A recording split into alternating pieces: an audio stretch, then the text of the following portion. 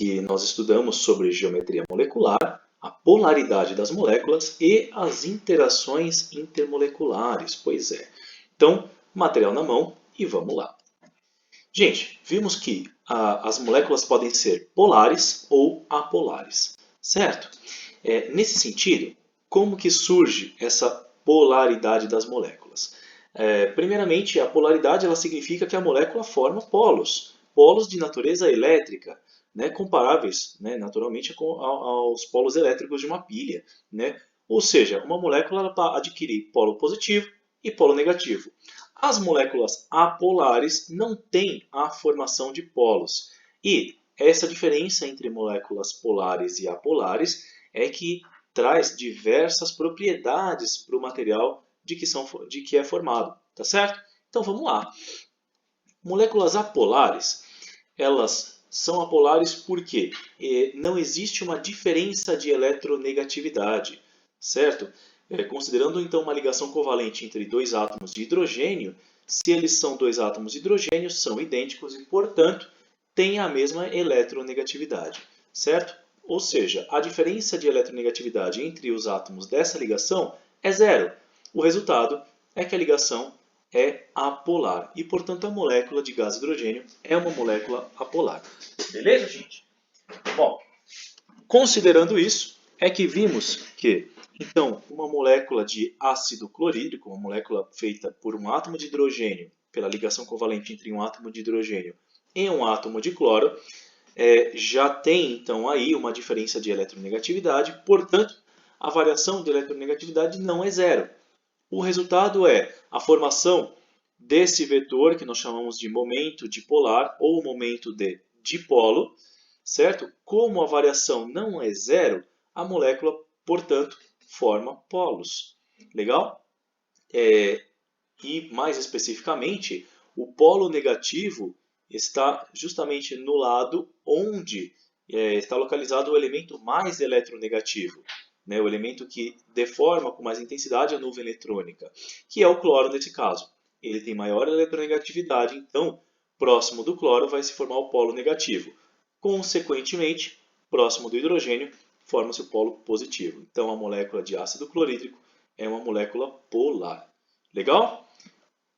E por que, afinal, algumas moléculas tão parecidas podem ser uma polar e outra apolar? Até aqui nós estudamos moléculas que têm ligações e formam geometrias lineares. Ok? Geometria linear significa que a ligação não faz curva.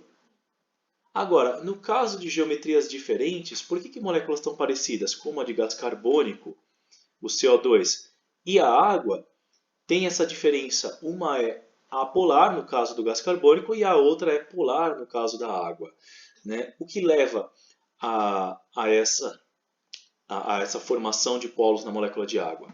A resposta é simples, também está relacionada à eletronegatividade, que, associada à forma da molécula, associada à geometria molecular, é que então ocorre a formação de polos elétricos. No caso da molécula de gás carbônico, embora haja diferença de eletronegatividade entre carbono e oxigênio, temos um oxigênio de cada lado do átomo de carbono. O resultado é que não consegue haver a formação de polos elétricos, porque não ocorre deformação da nuvem eletrônica, uma vez que a tentativa de deformar a nuvem vem de um átomo de oxigênio e de outro, separados por um ângulo de 180 graus. Ou seja, a molécula, pelo fato de ter geometria linear, ela não forma polos.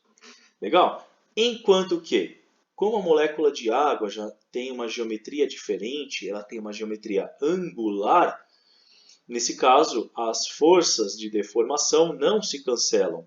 Ocorre, portanto, uma deformação da nuvem eletrônica e a consequente formação de polos na molécula de água, devido à diferença de eletronegatividade entre o átomo de oxigênio e de hidrogênio. E como estão posicionados em posições não simétricas, nesse caso, ocorre então a deformação da nuvem e a consequente formação de polos elétricos. Tá? Assim, pelo mesmo princípio, explica-se o porquê que a molécula de tetraclorometano, que é o CCl4, não forma polos também.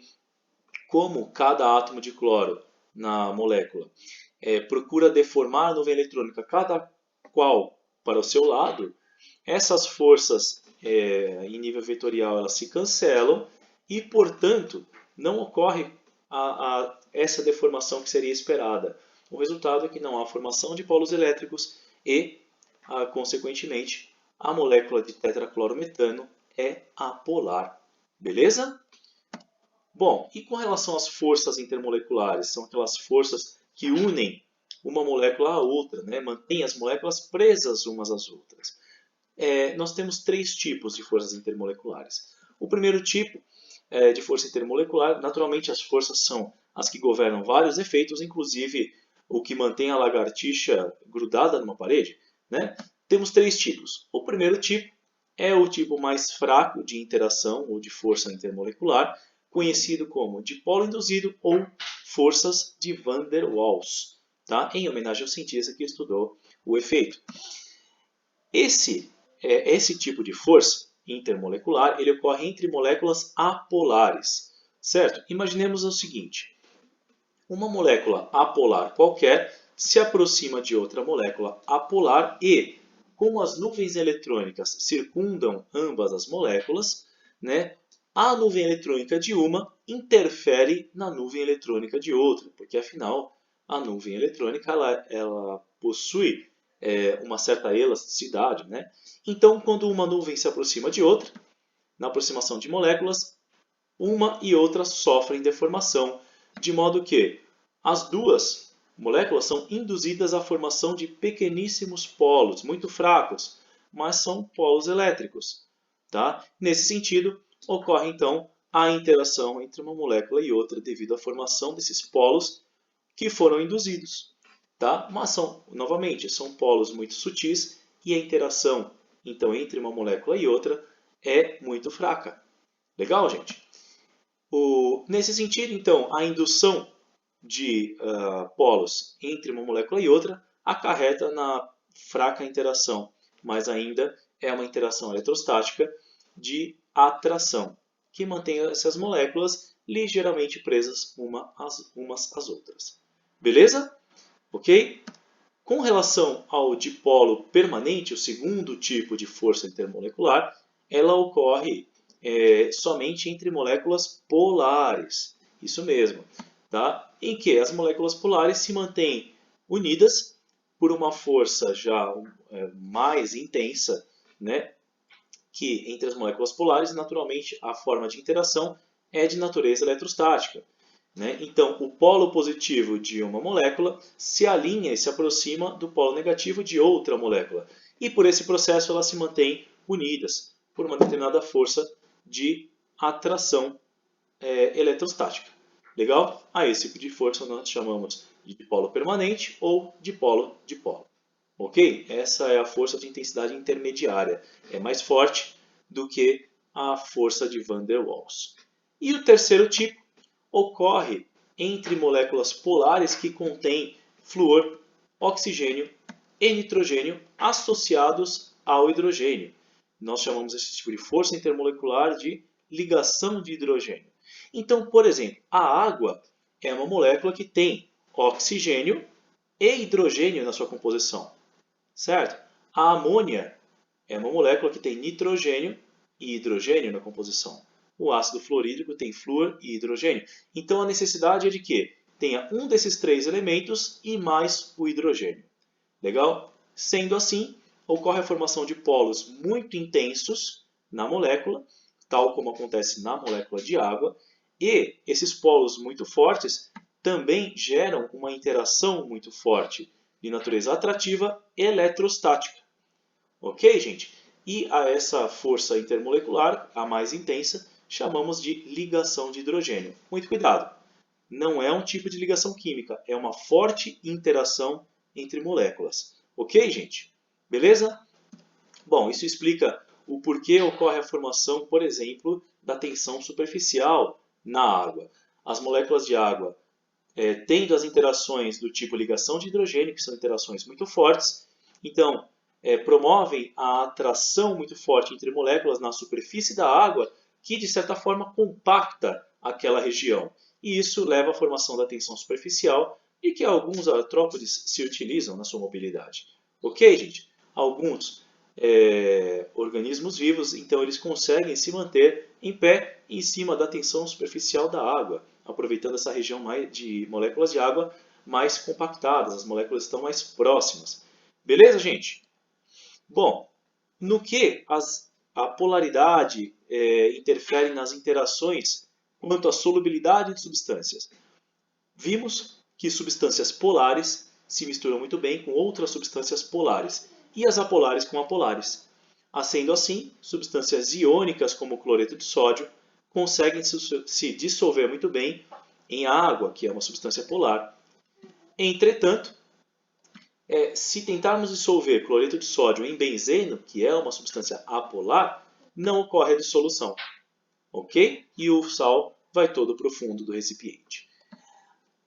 Temos, por outro lado, que a combinação entre água, que é uma substância polar, e o tetracloreto de carbono, uma substância apolar, não ocorre dissolução, as duas não se misturam e formam duas fases no recipiente, certo? Justamente, então, não há interação entre substância polar e apolar. E, da mesma forma, tetracloreto de carbono e benzeno se misturam muito bem e, nesse caso, se dissolvem uma na outra. Ok? É interessante notar que algumas substâncias têm um caráter duplo, polar e apolar. É o caso do sabão e dos detergentes. Pois é, em que eles têm cadeias carbônicas, né? Ou seja, carbonos ligados com carbonos. Cadeias carbônicas muito longas, né? De uma fileira de vários carbonos sequenciados, e só na extremidade da molécula que encontramos uma região polar, onde tem oxigênio, enxofre e outros elementos que dão a natureza polar para a molécula. Entretanto, somente esse trecho final da molécula é polar e o restante da molécula, onde tem a cadeia carbônica longa, é um trecho apolar. O resultado é que detergentes se misturam muito bem, tanto com substâncias apolares como água, polares como água, quanto com substâncias apolares como óleos e gorduras. Legal? Portanto, ele dissolve ambos os tipos de substância e ela tem um caráter duplo. Assim, considerando então a molécula de detergente ou de sabão, por exemplo, se simplificarmos a sua forma, vemos como que é o tipo de interação quando, por exemplo, dissolve uma molécula de óleo, né? Ou algumas moléculas de óleo. As moléculas de detergente, na sua parte apolar, que nós podemos chamar de cauda, né? Na sua parte apolar, interage com a substância apolar, nesse caso o óleo. E a parte polar das moléculas de detergente ficam para fora. Tá? Essa estrutura leva o nome de micela. Ok, gente? Bom, espero que vocês tenham gostado, espero que tenham entendido. Até a próxima videoaula e que a força esteja com vocês. Valeu, pessoal, até mais!